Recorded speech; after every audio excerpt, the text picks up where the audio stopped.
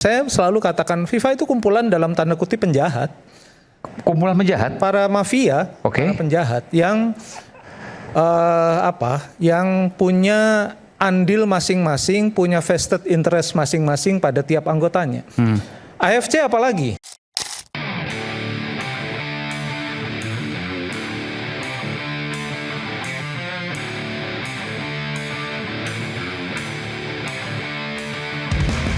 Mimpi besar itu semakin dekat.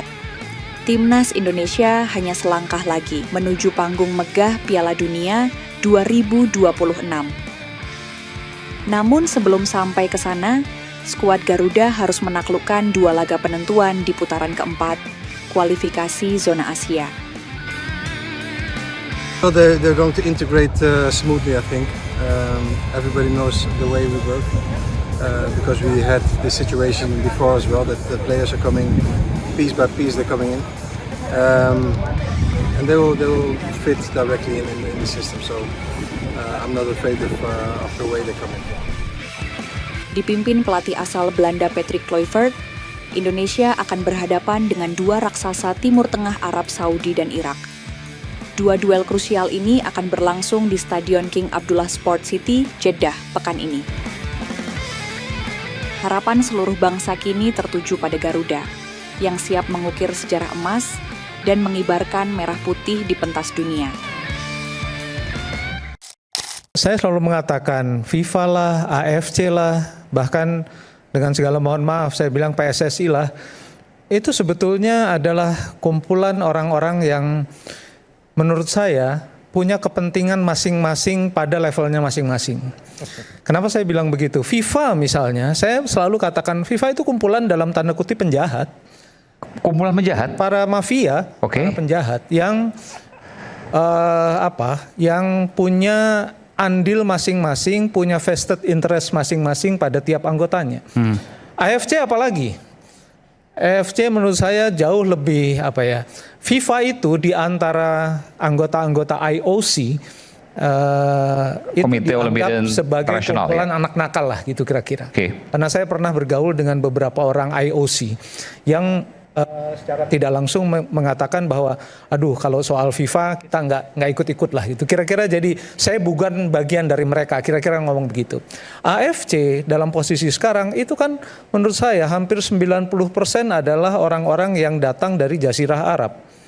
Sehingga kita tahu ketika Tommy Welly tadi bilang sebetulnya kalau aturan pertama di putaran keempat itu, putaran keempat itu ada di tempat netral. Tiba-tiba saja mereka bisa memutuskan tuan rumahnya adalah Arab Saudi dan Qatar. Putaran keempat harus di tempat netral karena penentuan. Kenapa? Putaran keempat tuh harusnya, sekarang ini kan putaran keempat nih. Harusnya di tempat netral. Karena sangat menentukan itu. Kalau aturan yang pertama kita terima, benar kan Tom? Di tempat netral. Ada jelas klausulnya gitu? Ada di aturan AFC sendiri. Lalu ketika... Artinya dilanggar dong sekarang? Kenapa? Sekarang dilanggar dong aturan itu? Ya mereka yang bikin aturan, mereka sendiri yang ubah. Ini AFC berarti? AFC. Dan mereka tidak konsultasi kepada negara-negara yang lolos ke putaran keempat. Indonesia, Irak, Oman, Uni Emirat Arab, mereka nggak konsultasi. Oleh sebab itu ketika diputuskan tuan rumahnya adalah Arab Saudi dan Qatar, kan waktu itu Irak akan mengajukan protes atau sudah mengajukan protes. Lalu dikomporilah PSSI, Erick Thohir bilang juga, Arya Sunilinga bilang juga, kita juga akan ajukan protes. Waktu itu saya bilang di salah satu stasiun televisi, udahlah, itu pertempuran yang tidak bisa kita menangi.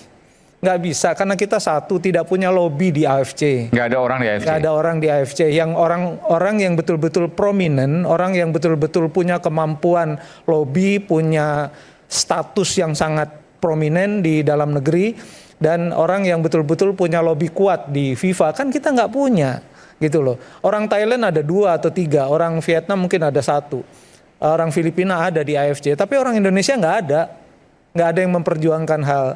Tapi sebenarnya ini kan artinya Thailand ada, Vietnam tadi ada ya? Thailand, saya Filipina. Harus cek lagi, tapi yang saya tahu Thailand ada. Kan wakil dari Asia Tenggara cuma kita. Gimana? Wakil dari Asia Tenggara yang bisa masuk ke Piala Dunia kemungkinan besarnya kan cuma kita kan? Cuma Indonesia. Cuma Indonesia. Betul. Yang dimaksud Joy adalah Exco AFC. Exco. Indonesia nggak ada. Oke, betul. Maksud saya sini, ini saya mau tanyakan. Pada level Soal yang di ronde 4 wakil timnasnya dari Asia Tenggara, iya kita. Betul. Artinya begini, kan kita punya hal yang sama. Ini logika sederhana. Kita bisa gunakan, oke sekarang mungkin waktunya nggak cukup untuk menaruh wakil kita di AFC. Tapi kan ada Filipina, ada Thailand, yang mungkin satu frekuensi dengan kita. Ini loh, perjuangan sama-sama, nggak mungkin itu.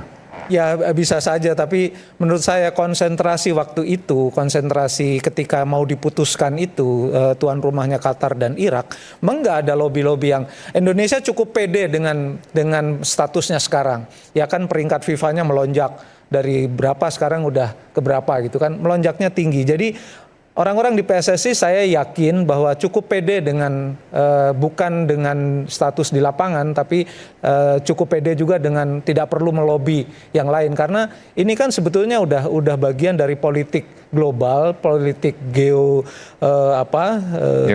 yang sangat tergantung kepada kekuatan masing-masing di level organisasinya. Dan kita nggak punya wakil di ESCO di AFC maupun wakil ESCO di FIFA. Ini yang membuat sebetulnya sama posisi Irak juga nggak ada. Bahkan Oman, Uni Emirat Arab yang sama-sama tajirnya dengan Qatar dan Arab Saudi juga nggak bisa buat apa-apa dalam konteks penunjukan tuan rumah. Kan ini menurut saya ya kita dari awal udah dikerjain, nggak hanya kita sih. Nggak, masa gini, ini logika sederhana. Oke, katakanlah kita dari awal dikerjain. Masa nggak ada movement sih, nggak ada pergerakan dari kita? Kan janggal. Ini logika sederhana loh. Iya, itulah kalau misalnya, maaf Mas Joy saya potong.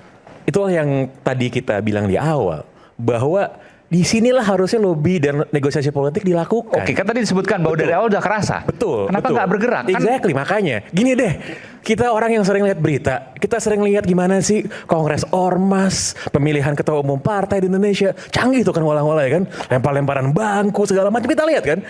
Segala macam lobby-lobby di kamar-kamar gelap itu kan dilakukan, dan itu biasa dilakukan. Pertanyaannya adalah, itu kan urusan internal. Masa kita cuma jago kandang doang sih? Kita gimana kalau kita bergaul, kita mau compete sama orang di luar? Contoh, anggota Exco AFC, tadi udah dibilang sama Mas Joy, ada Malaysia, ada Filipina, ada Thailand, ada Myanmar. Kita lihat yang lain ada siapa lagi? Negara-negara yang bahkan timnas sepak bolanya sama kita jauh. Bhutan, Bangladesh, Sri Lanka, itu punya Exco gitu. Nah jadi adalah, ini kan menunjukkan bahwa mentalitas kita kita cuman bisa di kandang doang gitu. Nggak, saya tuh ini nggak masuk akal. Kenapa? Karena kita udah melihat ada potensi itu. Kita udah melihat ada potensi kita mau dikerjain. Terus kita diam aja, kan nggak masuk akal. Oke, misalnya contoh ya, konkret tentang wasit Kuwait, surat protes sudah diajukan tapi diabaikan. Oke, satu hal tadi bahwa kita harus punya orang di AFC, Exco ya penting itu. Tapi dalam case ini itu bisa nggak berpengaruh. Kenapa? Karena penguasaan AFC, mohon maaf sampai saat ini masih ada di Sultan-Sultan Timur Tengah itu.